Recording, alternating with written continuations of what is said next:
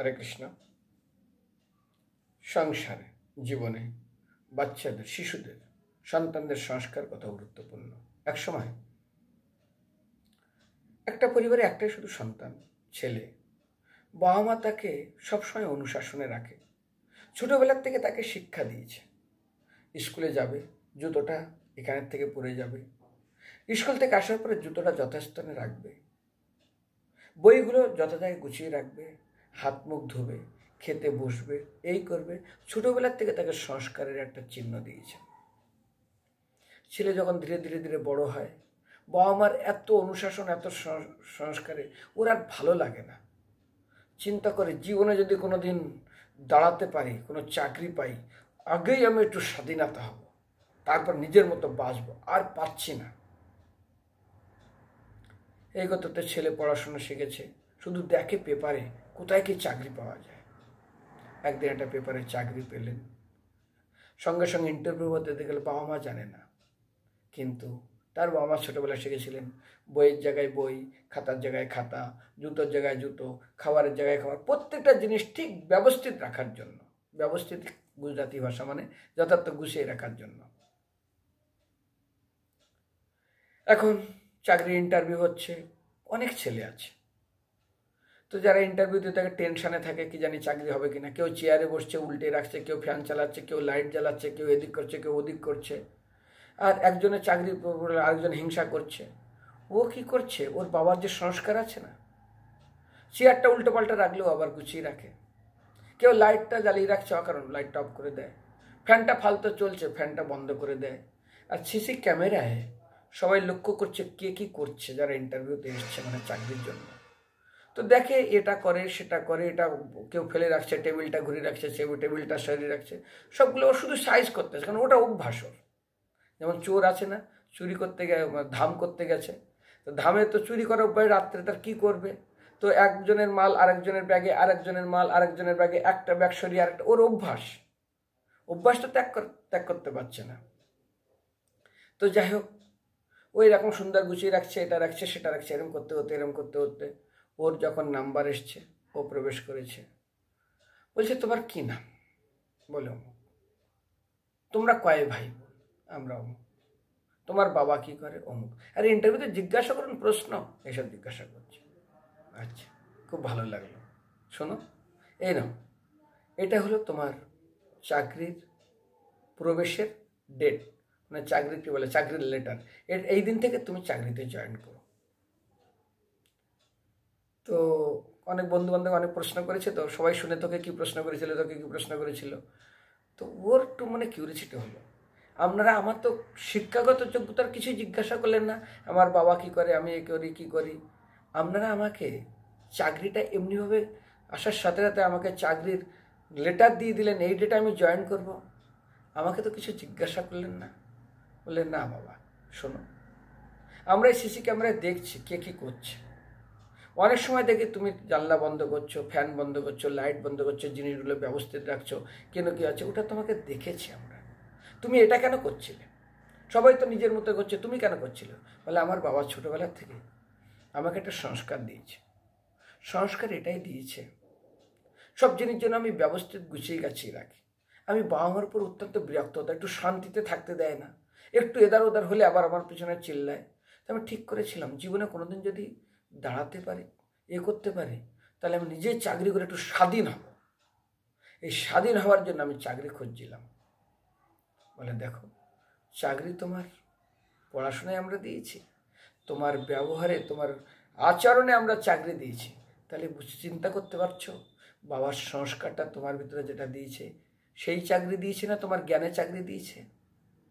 তখন ছেলেটা বলছে আমার বাবার সংস্কারে আমার চাকরি দিয়েছে। যেমন চুরি করতে করার অভ্যাস, এর ব্যাগ এখানে, তার ব্যাগ এখানে, করতে তো হবেই। ঠিক বাচ্চাদেরকে যা সংস্কার দেবেন, চিন্তা করুন, সুনীতি আর সুরুচি যখন উত্তম কোলে বসে আছে, ধ্রুব বসতে চাইলে বসতে দিলেন না। তুই যদি আমার গর্ভে জন্মগ্রহণ করিস, তাহলে তুই তোর বাবার কোলে বসতে পারবি। সুরুচি বলল, আচ্ছা উত্তানপাদের সন্তান, শোন, আগে তুই বিষ্ণুর আরাধনা করে তুই বর চাইবি যে আমি যেন সুরুচির গর্ভে জন্মগ্রহণ করি, আমার সন্তান হলে বসতে পারবি না। মাকে সে জানালেন, মা আমি কি রাজার সন্তান নেই? আমি কি তার কোলে বসতে পারবো না? বলছে বিষ্ণুকে আরাধনা করতে হবে, তার উপরে বসতে। বলছে না বাবা, ঠিকই বলছে, তুমি বিষ্ণুর আরাধনা করো। বিষ্ণু যদি চায় অসম্ভব সম্ভব করতে বলে। তোমার মা ভুল বলেনি, ছেলেকে উস্কিয়ে দেয়নি, ঠিকই বলছে। বিষ্ণু হলো সমস্ত বরদাতা। তুমি তোমার বাবা কেন, তার থেকে বড় তুমি আসন যদি চাও তাহলে তুমি বিষ্ণুরই করো। তোমার মা কোনো কিছু ভুল করেনি। মার অনুষ্ঠানে আমি বিষ্ণুর আরাধনা করতে বলে, হ্যাঁ তুমি বিষ্ণুর আরাধনা করো, দেখবে বাবা তুমিও তোমার বাবার মতো উচ্চ স্থান পাবে।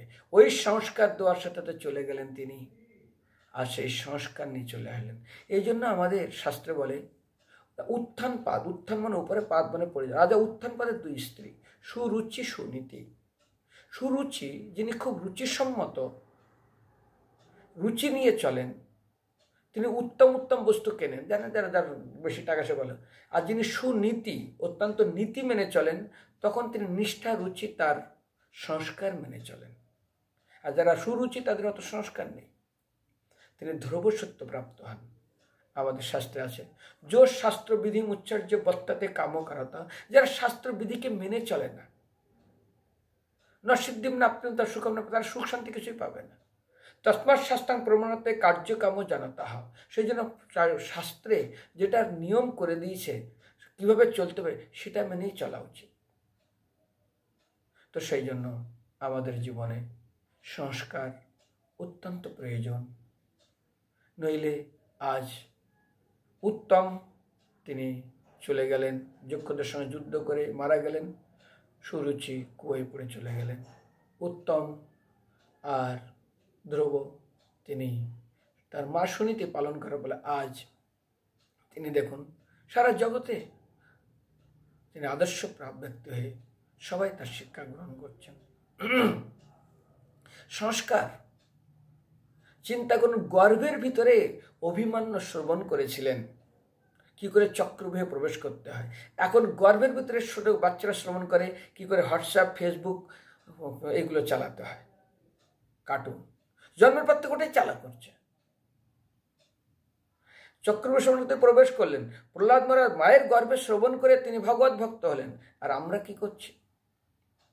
আমাদের সন্তানরা কি করছি?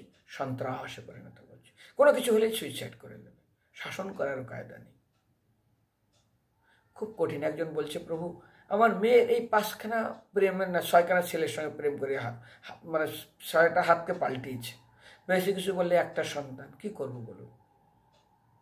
আরেকটা লোক এসে বলছে আমাদের ভক্ত ছিল, যাই হোক এখন ভক্ত, কিন্তু তার একটা সন্তান, মদ খায়, এই খায়, সেই খায়, অনেক কিছু করে, মারধর, গালাগালি অনেক কিছু করে, তবু বাবা বলে হ্যাঁ আমার চোখের সামনে যেন ঘোরে।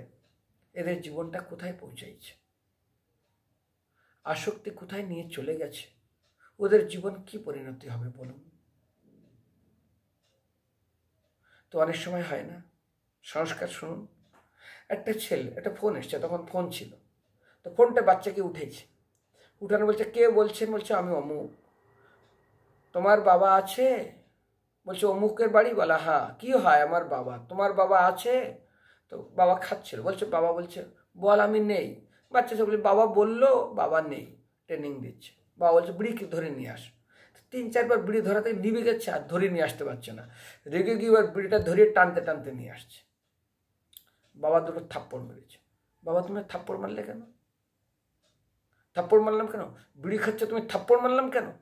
বলে তুমি, আমি একটা না 2টা, তুমি এবার মারো, তোমাকেও থাপ্পড় দেবো। ছেলে বলছে আমি একসময় একটা মেম্বারের বাড়িতে বসে আছি, তো একটাই বাচ্চা, ওকে ক্যারাটে শেখায়। তো লোকটা আমার সঙ্গে গল্প করছে, একজন অফিসার ব্যক্তি। যাই হোক, হঠাৎ ছেলেটা ই আ উ আ করতে হতে ধাম করে সে বাবার পিঠে একটা লাথি মারলো, যে ক্যারাটে শিখছে।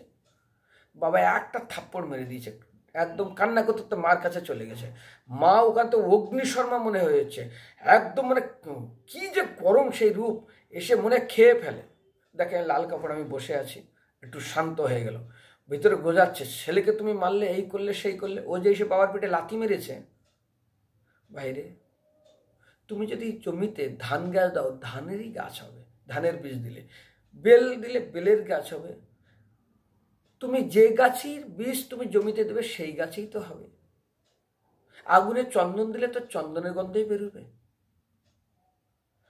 ঠিক সেরকমই সংস্কার জীবনটা বাচ্চাদের। এটা হলো সংসারে, তাহলে কোথায় শান্তি? সন্তান তো না, সন্ত্রাসে দাঁড়িয়ে গেছে। হরে কৃষ্ণ, সবাইকে ধন্যবাদ।